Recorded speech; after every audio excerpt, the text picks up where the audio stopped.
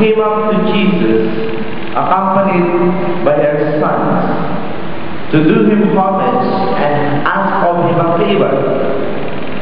"What it is you want?" he said. She answered, "Promise me that these sons of mine will sit, one at your right hand and the other at your left, in your kingdom." In reply, Jesus said, "You do not know what you are asking. Can you drink of the cup I am to drink of?" "We can," they said. He told them, "From the cup I drink of you shall drink. Sitting at my right hand or at my left is not mine to give. That is for those whom it has been reserved by my Father." Then the other 10, on hearing this, became indignant at the two brothers. Jesus then called them together and said, "You know how those who exercise authority among the Gentiles lord it over them? Their great ones make their importance felt. It cannot be like that with you. Anyone among you who aspires to greatness must serve the rest. And whoever wants to rank first among you must serve the needs of all. Such is the case with the Son of Man, who has come, not to be served by others, but to serve, to give his own life as a ransom for the many." My dear sisters and brothers, the Gospel of the Lord. Praise be to the Lord. Please be seated and listen to the Lord. Good morning, everyone. Magandang umaga po sa kanilang lahat. Very privileged and honored. Kahit masabihin, kinakabahan ako ngayon. It's my first time probably to talk in public about my priestly opinion about this RH. And I want to let everybody know na ang advocate ni Father Suarez ay hindi lang healing, but also I love life and respect life.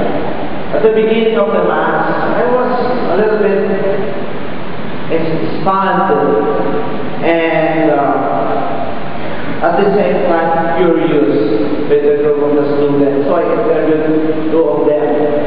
Sabi ko, "Are you really here as volunteers o pinadala na kayo dito ng principal at nakamadray?"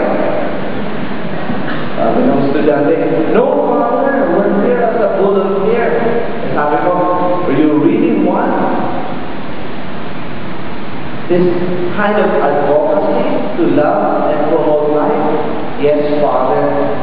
Mabuti naman, sabi ko, narinig ko kasi yesterday, I was with a group of Sandigan, naawa na ako sa kanila, they are in their 70s and 80s, at ang sabi sa akin, "Father, hindi na namin kaya mag-rally for life. Susuporta na lang kami," sabi ni Tito Dolly, at ang kanilang mga group, sabi ko, so what I was looking for are a group of students, and it's good they are here. Ano ba ito ating ipinaglalaman as what our good Bishop Abelio mentioned? We are here because we love life and we want to protect life. For your further knowledge about me po, 1995 when I went to Canada, at ang una ko pong naging trabaho sa Canada ay pro-life volunteers. Doon po ako nagtrabaho sa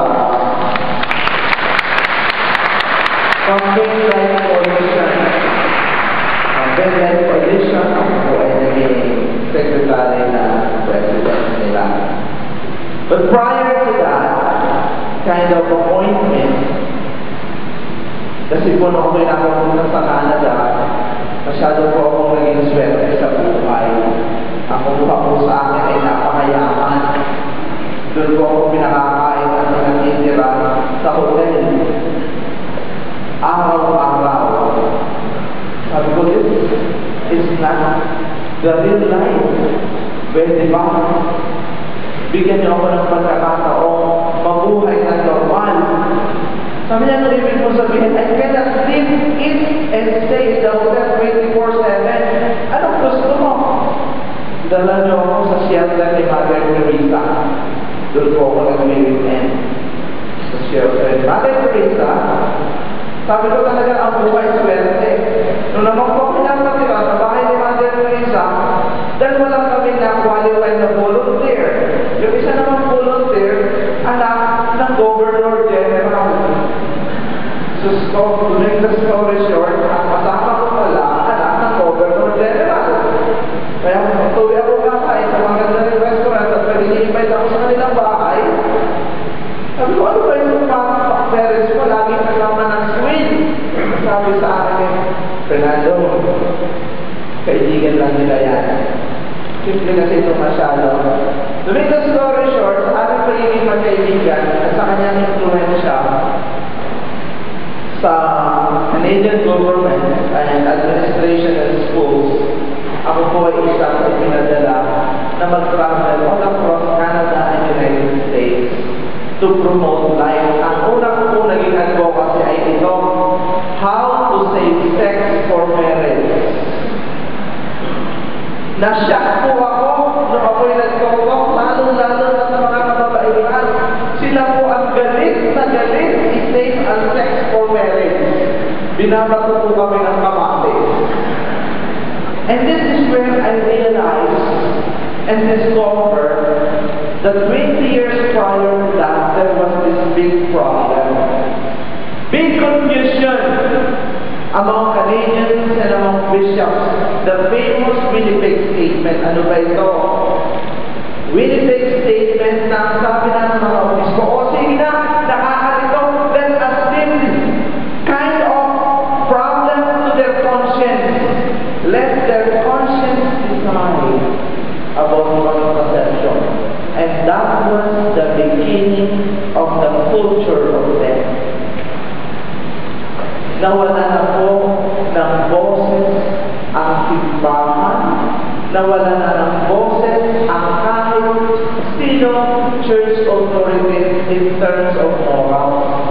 Yan po ang tinatawag na, let your conscience decide. Bahala na kayo sa buhay nyo, total matatalino naman kayong lahat. Mga kapatid, irreversible na ang situation sa North America at sa lahat ng bansa nag-embrace na ipinupush nitong RH bill. And I'm very happy na tayo dito still mayroon pang iniiwan ng pag-asa ang Diyos. Ano ang kanyang iniiwan ng pag-asa? Ipaglaban natin ito habang ay panahon pa. Amen.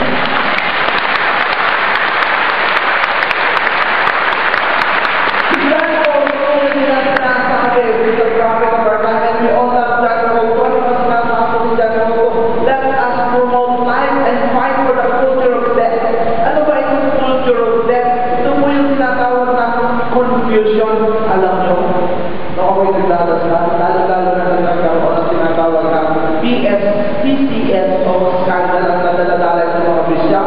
This is the work of the devil.